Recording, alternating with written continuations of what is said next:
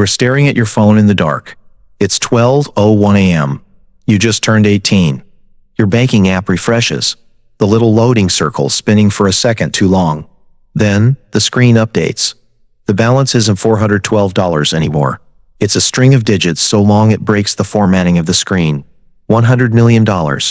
Your heart drops into your stomach. You knew about the trust fund. Sure, it was a family secret, whispered about at holidays. But you didn't expect this. Not all at once. You are holding a device that says you never have to worry again. Yet your hands are shaking uncontrollably. By sunrise, the reality sets in. The lawyers have called. The ink on the documents you signed years ago has officially activated. You are 18 years old, a high school senior, and you possess more liquid wealth than entire lineages of successful families. You don't have to work. You don't have to study. You don't have to do anything, ever again, unless you want to.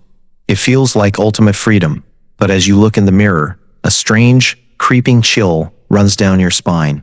You suddenly realize the game of life just ended before you even took your first turn. The first few weeks are a blur of pure adrenaline and disbelief. You buy the car you had as your phone wallpaper. You book a first-class flight to Tokyo for the weekend just because you felt like eating real sushi. Every barrier you've ever known, price tags, waiting in line, the word no, simply evaporates. You are living in a cheat code reality. Psychologists call this the honeymoon phase of sudden wealth syndrome. Your brain is flooded with unprecedented levels of dopamine. The world is a limitless playground, and you hold the master key. But here is the unexpected truth about friction. Friction is what gives things texture. When your life becomes entirely frictionless, you start to slide. 6 months in, the euphoria starts to curdle. You begin to notice the subtle, irreversible shifts. When you go out with your friends, there's an unspoken expectation that you're picking up the check. And why shouldn't you? A $500 dinner to you is less than a penny to them. But then the requests start. A friend needs help with rent. A cousin wants seed money for a guaranteed business. You find yourself analyzing every smile, every text message, every I love you. Are they looking at you? Or are they looking at the vault behind your eyes? You stop telling new people about your money. You start dressing down, trying to blend in. The wealth, which was supposed to be a bridge to the world, has become an invisible, impenetrable fortress. You are surrounded by people, but you have never felt so profoundly alone. This is the ultimate paradox of extreme wealth. It buys you the world, but it costs you your trust in it. You are 21 now. You've traveled the globe. You've bought the penthouses. You've dated out of your league, and a terrifying numbness has settled deeply into your bones. You wake up at noon in a custom-made bed that costs more than most people's homes, and you just stare at the ceiling. You are experiencing hedonic adaptation on steroids. When you can have anything instantly, anticipation dies. And behavioral science tells us that the joy of anticipating a reward is often much greater than the reward itself.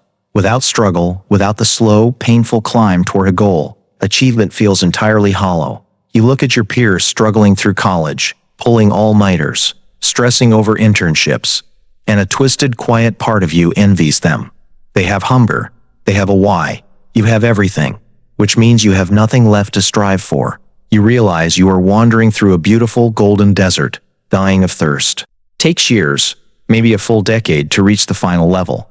You finally realize that the $100 million isn't a prize. It's a massive, terrifying responsibility. You stop trying to consume the world and start trying to figure out how to survive it. You realize you must artificially manufacture constraints in your life to keep your sanity. You throw yourself into philanthropy.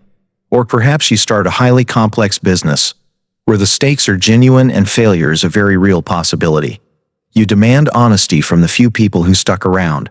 You learn the hardest lesson of all. Money can remove the miseries of poverty, but it cannot manufacture joy. Meaning is not a commodity you can purchase. It must be forged in the fires of effort, service, and genuine human connection. Psychologists who study the ultra-rich note that human beings are fundamentally problem-solving machines.